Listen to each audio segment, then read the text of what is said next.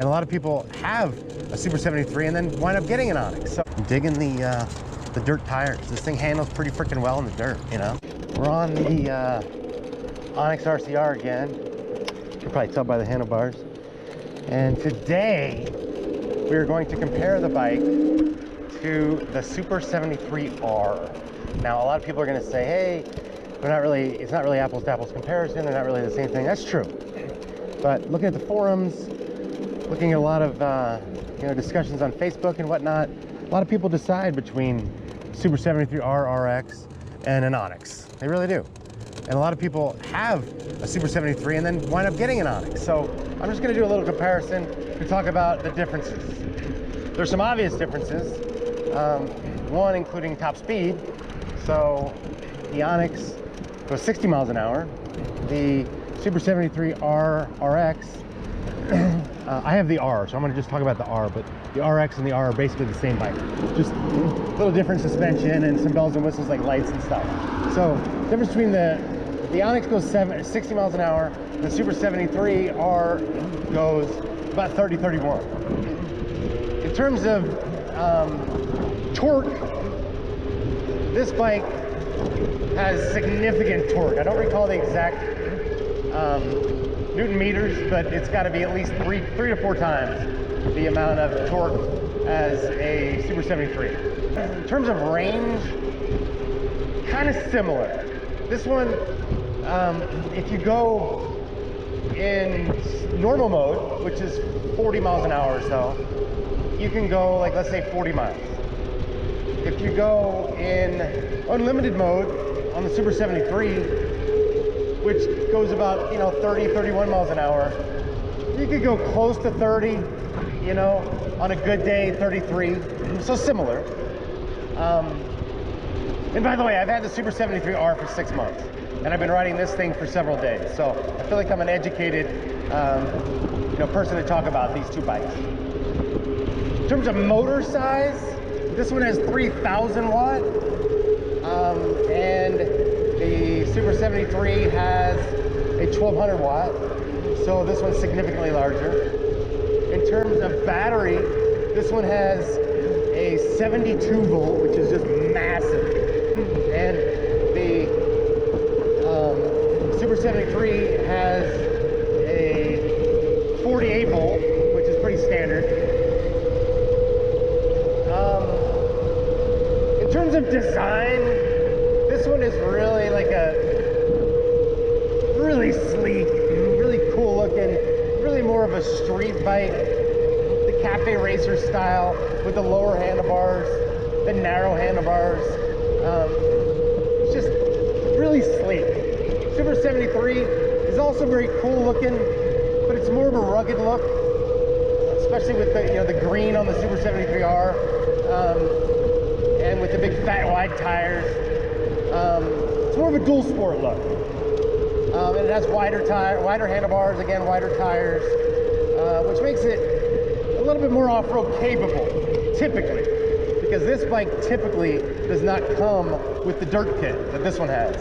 So, as a matter of fact, everyone that I've seen on the internet, on YouTube, doesn't even have the dirt kit. So, the dirt kit certainly gives this more off-road capabilities than the street kit, but as I've shown, or as I'm gonna show in some of my videos, it's just not as off-road capable, really, as you would think. It's not as off-road capable as like a Sur-Ron, a Segway X160 or X260, but it certainly is off-road capable as the Super 73. It has full suspension just like the Super 73, but I will say that this has even better suspension.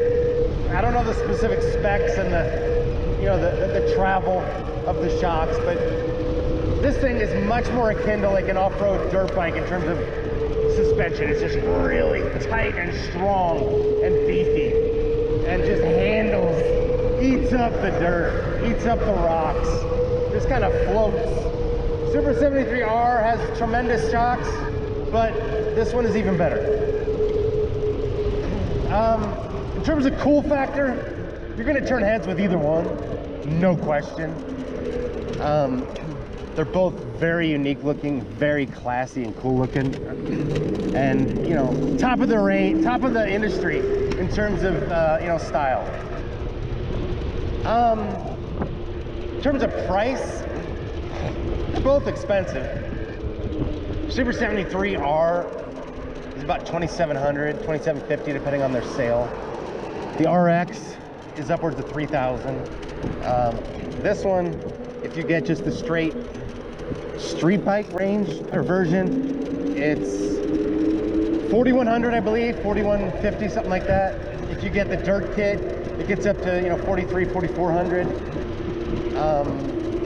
In terms of durability, I think you're probably going to do pretty well with either bike. The SUPER73 has a thumb throttle that you push. This one has a twist throttle, more like a motorcycle. In terms of where you ride them, the SUPER73, you can ride anywhere. Nobody's going to give you any problems because it's a bicycle first, you know, electric bike second. This thing is an electric bike or motorcycle first, and you know, a bicycle second. So that brings me also to the drivetrain, or the pedal cranks and the sprocket. This thing is a single gear, same with the SUPER73 R RX, but you can, if the battery dies on this thing, you're pretty much calling somebody, you know, you're calling your family member, you're calling a tow truck, whatever, you know, you're not going to be riding this thing. The pedaling on this thing is basically like non-existent. It's pretty much just there for posterity and to maybe not get you pulled over, to make it look more like a bike. But I tried pedaling this thing downhill in a little bit of gravel, and I went 11 miles an hour, and I barely could move it. You ride this thing, you pedal the SUPER73. I mean, I've ridden it. It's not comfortable either, but it's a lot lighter, half the weight actually, and you know, you can pedal it. It's not going to be comfortable, but you can pedal it. You can certainly pedal it on flat. It's obviously going to be harder uphill, but you can certainly pedal it. That brings me to weight. SUPER73 is about 85 pounds. This thing is about 150 pounds. And there's a huge difference, not just in the physical weight, but just in the, you know, trying to move these things. I can lift the front up on my SUPER73. I can lift the front up pretty easily to put the front wheel in the back of my truck and then lift the back wheel in. This thing, you know, yeah, you could hold the back brake and tilt it back, but aside from, even then, it's really freaking heavy, you know. You're not putting this thing in the back of your truck. It's really hard to flip it over. That also brings me to, you know, tilting it. If God forbid you fall on the SUPER73, left or right, it's very, very, very, very, very, very easy to lift it back up. You fall on this thing, it's kind of like a motorcycle. Really freaking hard to lift it back up. I haven't fallen, but I almost fell and I caught it, and it was freaking heavy. It's a freaking motorcycle to try to lift up, you know. So that's something to really consider. If you're on the lighter side and maybe the older side, or you know, maybe you don't have the physical capabilities needed to lift this thing up, perhaps it's not for you, you know. What else? Accessories. You can put accessories on this just like on the SUPER73. You know, you can put a mirror, you can put a bike holder or a phone holder, but you got to be careful on this because it has narrow handlebars and like a drop in the middle, so it's kind of hard to put a mirror and a bike and a phone holder, you know what I mean? So you put the mirror here, and then the phone holder would have to like swoop down. So it's really hard. There's not a lot of room on the handlebars, especially since it's pretty narrow handlebars, even more so than the SUPER73. It's pretty hard to put a lot of accessories on this thing. This thing comes with a rack, especially, I think it's the dirt kit. But anyway, I don't know if it, yeah, it comes with a rack either way. And the rack certainly opens up possibilities. You can put a backpack or a duffel bag on the back.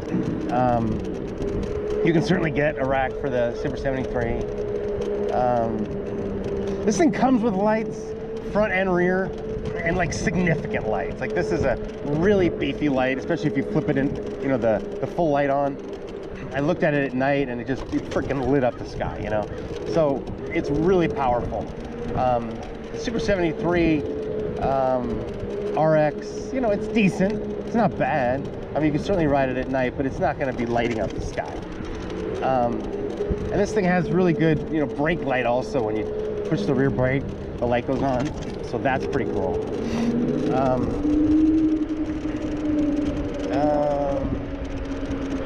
Let's see what else. Range, I think I talked about range. This thing can go top range if you're pedaling it, which they say, or you're in mode 1 or the eco mode. It says it can go 70 miles. I question that. Same thing on the Super 73. It says if you're pedaling it in mode 1, it can go 70 miles. Again, question that. What else?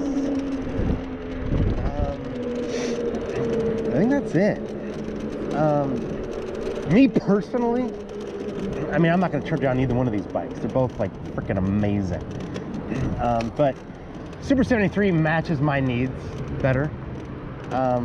You know, I don't really need a bike that goes 60 miles an hour. I like to be able to throw my bike in the back of my truck if I choose to go somewhere. This thing really heavy, pretty hard to do. I like the price point on the Super 73. But that being said, I mean, you know, if you're a person that just wants to cruise and you basically want a motorcycle that's cheaper than the average motorcycle, you don't have to worry about gas, you can ride in the bike lane, and this thing even has blinkers and stuff, then, you know, this might be for you. So I'm not gonna talk negatively about either bike. They're both freaking unbelievable and amazing, and they're both gonna treat you right. But for me personally, like I said, Super 73 matches my needs better. But all in all, kick-ass bikes. I'm really excited to be riding the Super 70, riding the Onyx. I'm gonna take it on a really cool trail right now that I've been on, and I'm digging the dirt kit, people. I'm digging the dirt tires. This thing handles pretty freaking well in the dirt, you know. I haven't really done sand or anything, but you know, like the Super 73, it's got pretty beefy tires. It doesn't have the 4-inch wide ones. This is probably 2.5 inch. But with the dirt kit, this thing comes with like really knobby tires. You know, the all-terrain tires on the Super 73 are not even close. This has like basically motorcycle style, really thick, really knobby tires that are really hard, and you're not gonna get punctures. So that also brings me to, you know, flats. Super 73, the tires, whether you get the Badger tires that it come with or the all-terrains, they're really thin, and you're gonna get punctures a lot. I would advise using those green slime tubes and double tire liners. Double. Single doesn't even work. And then you're not gonna have any problems. On this thing, you know, I've only had it a few days. I haven't gotten a flat, thank God, but I can't imagine you're gonna get a flat. Again, I've had many motorcycles, and this is a lot like a motorcycle in terms of the tires. They're just really thick and strong, and heavy, obviously. And it's just, you're not gonna probably get a flat on this thing with, like, you know, a little thorn, you know, like you would on a Super 73. So, you know, there's that. So yeah, overall, I hope that helps you make a decision. Badass bikes either way you go. Yeah, so that's it. God bless, peace out.